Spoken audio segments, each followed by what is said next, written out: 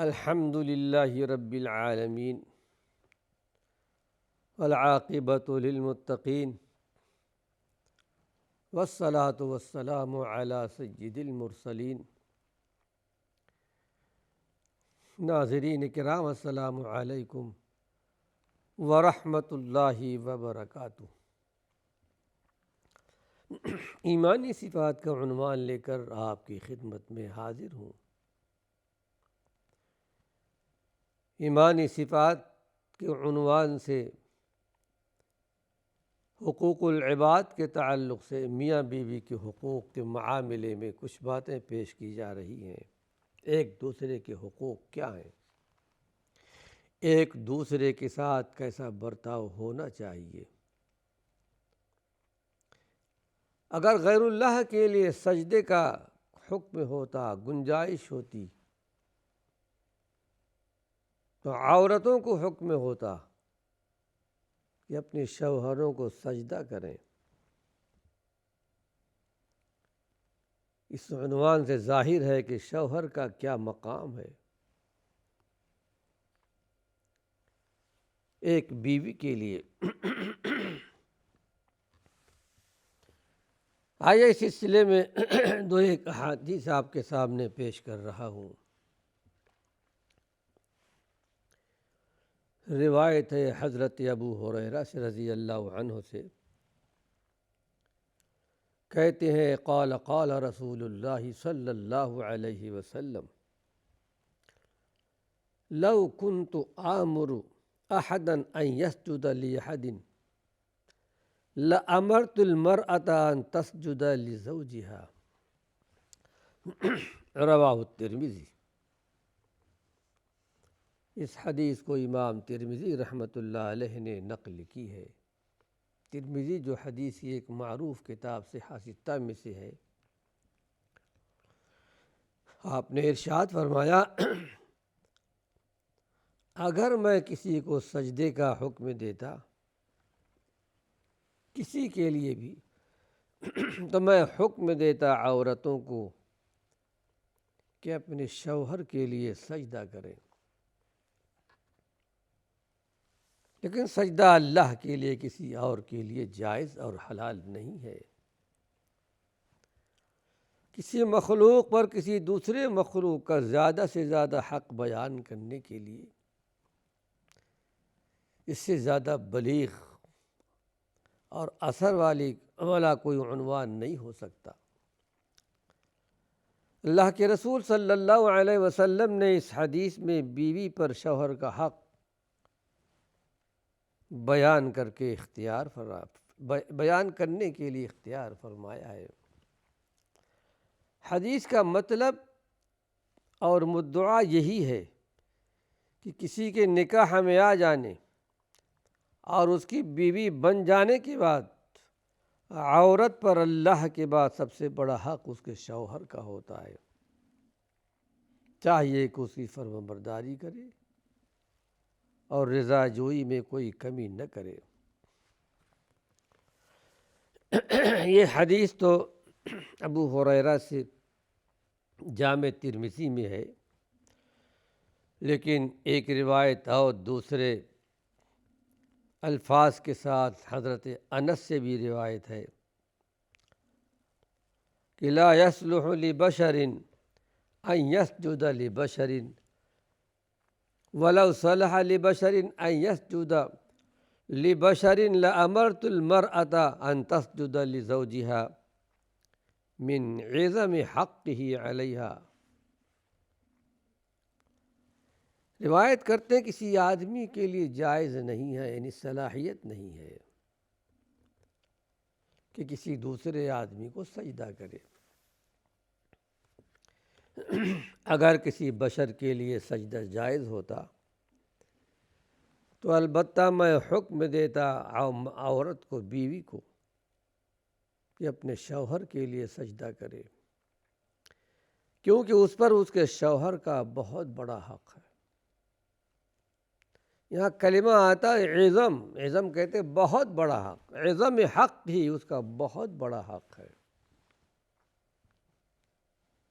لیکن سماج میں سوسائٹی میں دیکھا گیا ہے،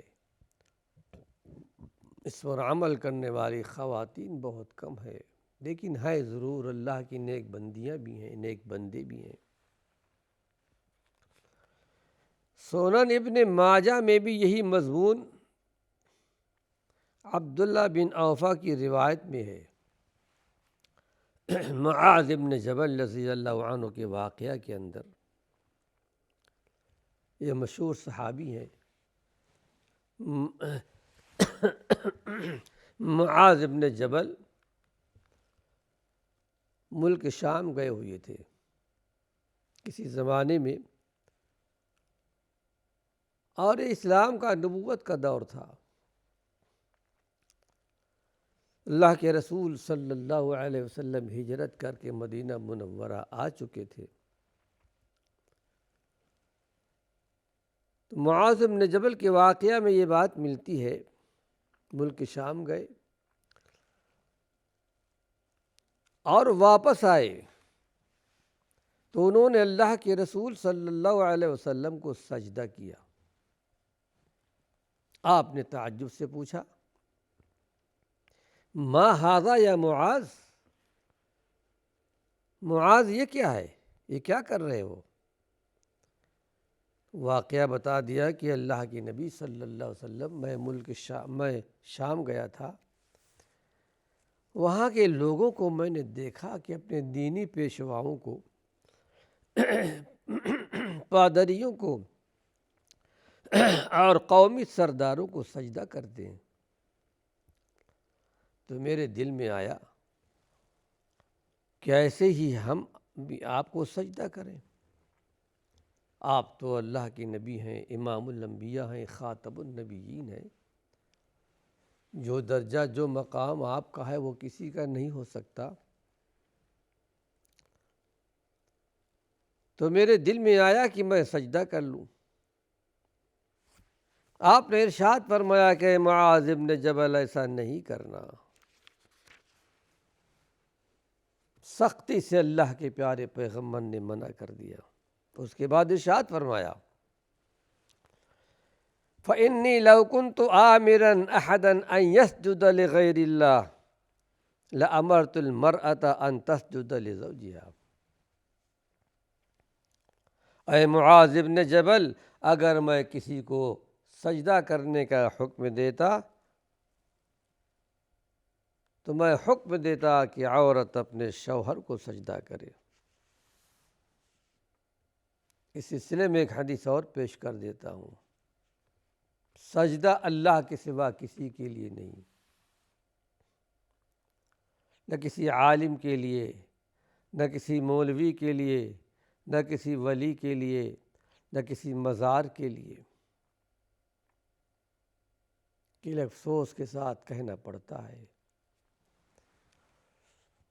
کہ ہمارے اور آپ کے زمانے میں ایسے مقام بھی ہیں جہاں قبروں کے لیے سجدے بھی کیے جاتے ہیں،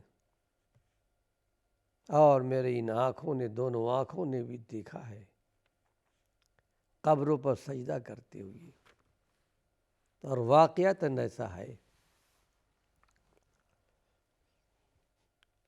اس دنیا کے سب سے بڑے امام، امام الانبیاء، سید المرسلین، سید بنی آدم، دنیا کے سارے انسانوں کے سردار، دنیا کے سارے جتنے پیغمبر تھے وہ ان کے امام، سید الانبیاء، جب سجدہ آپ کے لیے جائز نہیں تو کس کے لیے ہو سکتا ہے؟ یہ صرف ایک اللہ رب العالمین کی ذات کے لیے مختص ہے۔ سنن ابو داؤد میں ایک واقعہ ہمیں ملتا ہے، صحابی رسول قیس بن سعد خود اپنا واقعہ بیان کرتے ہیں۔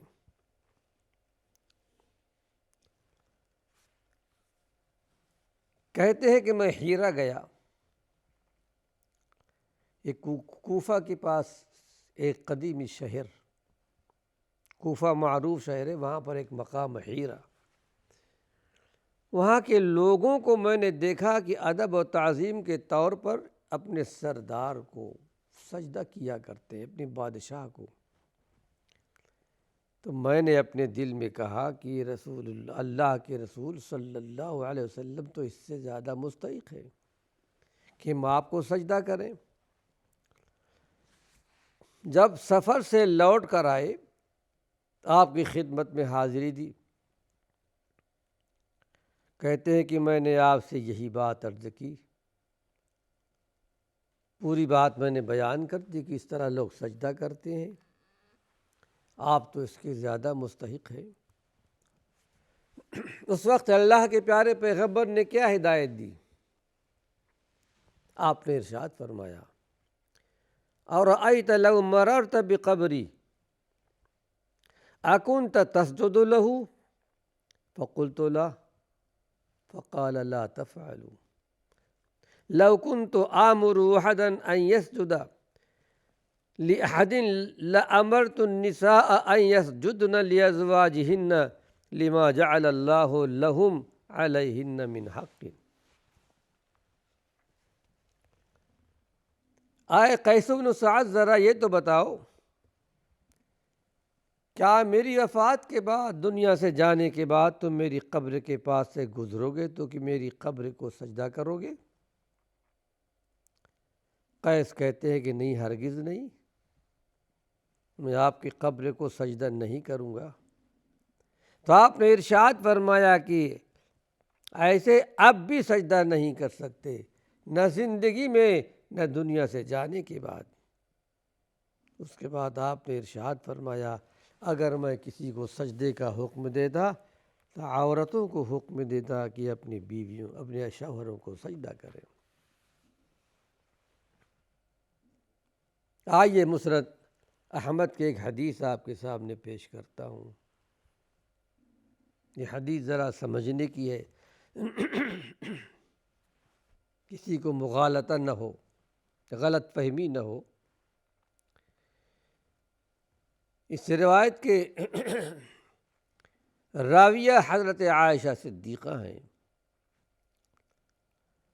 کہتی ہیں کہ ایک اونٹ نے اللہ کے رسول صلی اللہ علیہ وسلم کی حضور میں سجدہ کیا، یعنی وہ اس طرح جھک گیا جس کو دیکھنے والے نے سجدے سے تعبیر کیا، یعنی دیکھنے والے نے یہ سمجھا کہ یہ سجدہ کیا، لیکن حقیقت میں جھک گیا تھا۔ اور بھی بہت سے واقعات ملتے ہیں، جیسا کہ بہت ساری معجزات تھے آپ کے، کہ اللہ کے نبی نے ارشاد فرمایا کہ مکے میں ایک پتھر مجھ سے سلام کرتا تھا، معجزہ تھا آپ کا۔ آپ کہیں قضائے حاجت کے لیے گئے، ہمارے اور آپ کے زمانے کی طرح حمامات تو نہیں تھے۔ اللہ کے پیارے پیغمبر محمد صلی اللہ علیہ وسلم نے ایک درخت کو پکڑا اور اس کو دوسرے درخت کے ساتھ ملا لیا، اس کے آڑ میں آپ بیٹھ گئے۔ یہ آپ کے معجزات تھے۔ اسی طرح ایک اونٹنی بھوکی تھی، آپ کو دیکھ کر آواز نکالنے لگ گئی۔ مالک کو آپ نے بتایا، اس کو یہ شکایت کر رہی ہے تمہاری، اس کو کھانا کم دیتے ہو، کام زیادہ لیتے ہو۔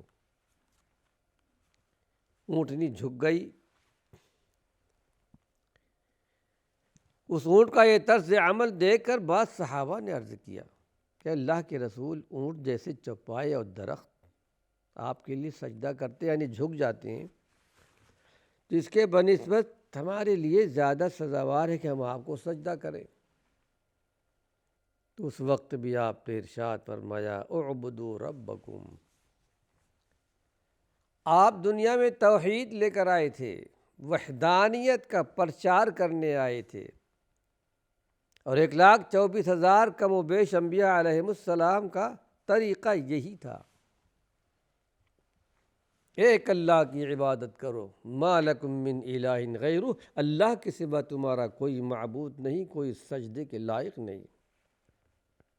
اعبدوا ربکم، اپنے پروردگار کی عبادت کرو۔ وَأَكْرِمُوا أَخَاكُمْ، اپنے بھائی کی عزت اور توقیر کرو۔ سجدہ نہیں کرنا ہے، ان کے لیے جھکنا نہیں ہے۔ بہت سے مقام ایسے ہیں کہ سجدہ کرتے ہیں تو جھک جاتے ہیں، جھک کے سجدہ کرتے ہیں۔ سیدھے کھڑے ہو کر سیدھے کھڑے ہو کر سلام کرنا چاہیے، جھک کر سلام نہیں کرنا چاہیے۔ اس وقت بھی آپ نے یہ ارشاد فرمایا، اگر میں کسی کو حکم دیتا سجدے کا تو عورتوں کو حکم دیتا اپنے شوہر کو سجدہ کر لے۔ اب ایک مسئلہ یہ بیان کر رہا ہوں کہ ہر قسم کا سجدہ صرف اللہ ہی کے لیے، کسی اور کے لیے نہیں ہے۔ یہ ساری حدیثیں جو بیان کر چکا ہوں اس میں صراحت اور وضاحت موجود ہے کہ شریعت محمدیہ میں بلکہ جتنے انبیاء علیہم السلام آ چکے ہیں دنیا میں، ہر ایک کی شریعت میں اللہ کے سوا کسی اور کے لیے سجدہ نہیں تھا اور نہ ہے۔